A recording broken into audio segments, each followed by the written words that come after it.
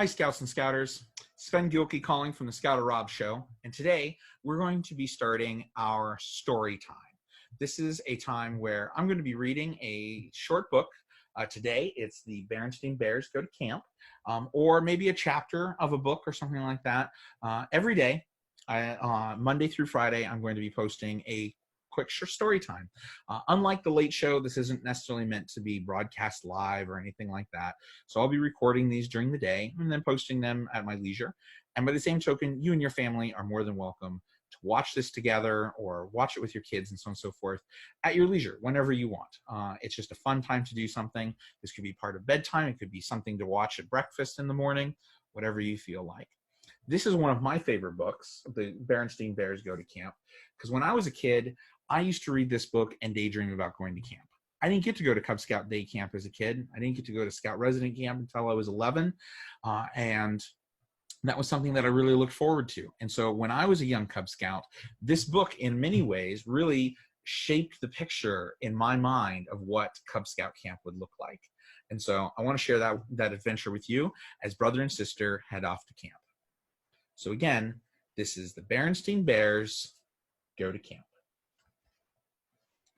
It was the last day of school and the beginning of vacation, that wonderful time when little bears could sit around doing absolutely nothing.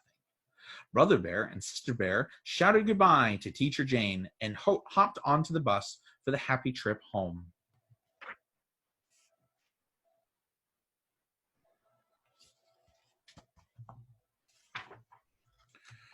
Well, asked Mama Bear after a day or so of vacation, are you enjoy sitting around and doing nothing? Oh, it's great, said Sister. Absolutely, said Brother. There's just one trouble with it, added Sister. There's nothing to do. Here, take a look at this, said Mama, as she reached for something that had been in the mail.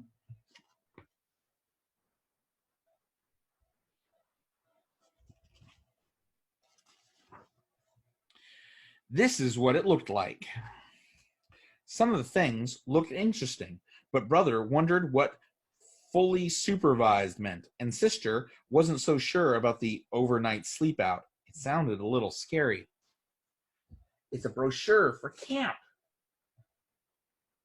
See?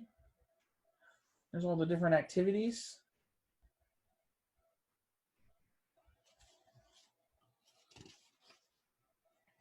Where is this camp? Asked Sister. Oh, not far, answered Mama. But how will we get there? Brother wanted to know. A bus comes for you in the morning and brings you home in the afternoon. Sounds a little like school, said Brother. Well, think about it, said the Cubs, and went back to doing nothing. Well, not exactly nothing. They picked a few wildflowers, chased a few butterflies, turned over a few rocks, and they thought about it. Mama, could we try Grizzly Bob's day camp just to see if we like it? They said. Of course, said Mama. And they're there picking the wildflowers, chasing butterflies, turning over rocks.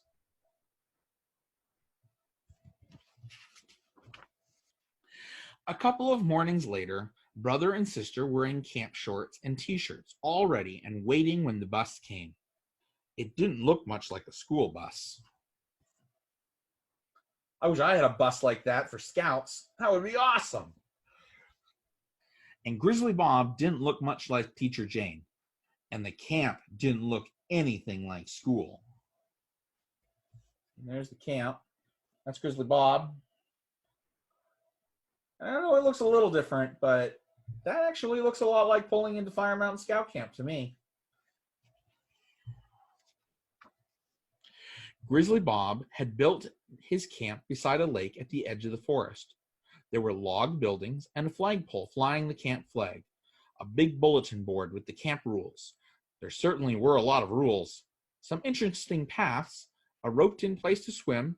There was even a big red canoe.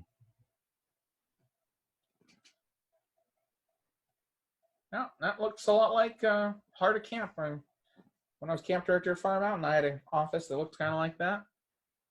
We had bulletin boards. Bob had made name tags for the Cubs. "You're campmates now, so you better not get to know each other," he said. Then he took them on the tour of camp. There was an office with a desk where he did his paperwork and a first aid corner full of bandages and things for cuts and bruises. There was a rec hall to go into when it rained. Rec was short for recreation. There was a picnic place and a barbecue pit where they roasted hot dogs for lunch. Sister burned hers a little, but she traded with another cub who liked burned hot dogs. Bob announced that after lunch they would go climb up Spook Hill to the very top of Skull Rock, the special place where they would have their end of camp powwow and sleep out. It was quite a climb. So there they are putting on their name tags. There's the office and the Band-Aids. There's the rec hall. And then there's Sister with her burned hot dog. And they go up the hill. Quite the name, Spook Hill. That evening, Mama and Papa Bear were eager to know how the cubs liked camp. It was okay, said Brother, but they sure have a lot of rules. It was all right, agreed Sister. They sure had plenty of bandages and stingy stuff for cuts.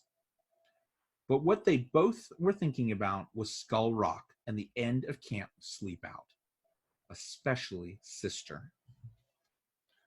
Well, there they are, dropped off. There goes the bus. Looks like Mama had some cookies for them. And Sister's looking pretty worried.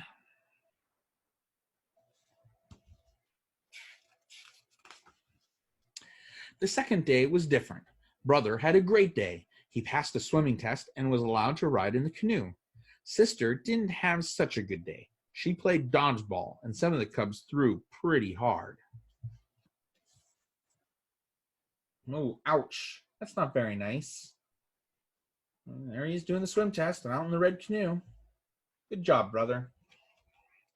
The third day, Sister had fun. She got a star for a birch picture frame she made in art and crafts. But Brother hurt his knee in the wheelbarrow race. So every day at camp is a little different. That's a nice frame she made. There he is doing this. Kids come home and show it all off to Mama Bear. The fourth day, both of them had fun, and every day after that, so much fun that they forgot about Skull Rock and the sleep out. Almost. Look at all the cool stuff. Their Sister goes swimming, learning about birds. Looks like a pottery class. Out at the flagpole. Oh, it looks like she got him back for hitting her in the head. Still not very nice. Oh, Sister's still worried. Papa found the sleeping bags that he and Mama had used on their honeymoon, and when the camp bus came on the morning of the big night, Brother and Sister were ready, sort of. The climb up Spook Hill wasn't so hard this time, even with backpacks. The cubs were strong and tough with their summer of camping. Tomorrow would be field day, last day of camp, when their parents would come to watch their games and contests and see awards given out. But for now, all the cubs could think of was the big sleep out. It was just beginning to get dark when they reached Skull Rock. That is a cool rock. Look at that. Wish we had a rock like that at Fire Mountain that looked like a skull. Could be fun. Grizzly Bob built a campfire. Then he went into a small cave. When he came out, he was dressed in a beautiful Indian costume. When the cubs sat in a semicircle and a powwow began. That's cool. He must have like a little cave right here. They're all sitting up on top of Skull Rock.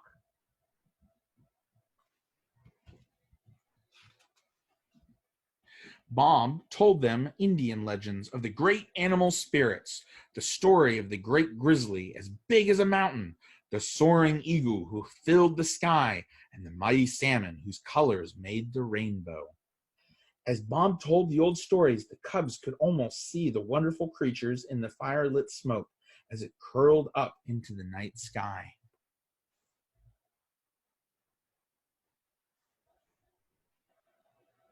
We got eagle, bear, salmon.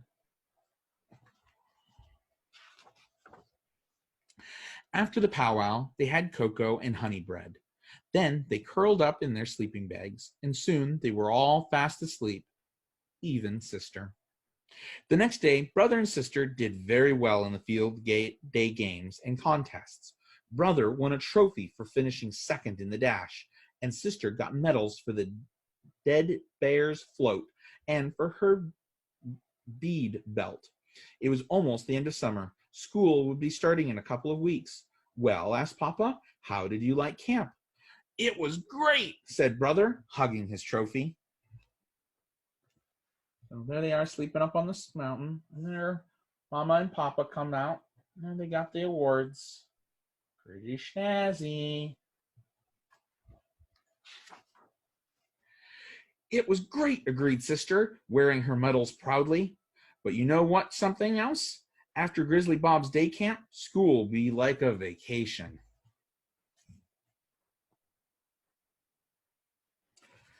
And that's the end of that story.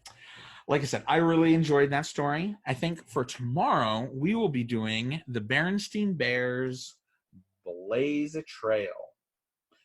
Another return to the Bear Scout adventures. This is another picture book like today's, so there will be lots of fun and adventure there. And I look forward to sharing that with you. So again, Scouters, thank you for sharing a little bit of time with me today. I look forward to our story times for the rest of the week, and I hope you're staying safe. Don't forget, be prepared.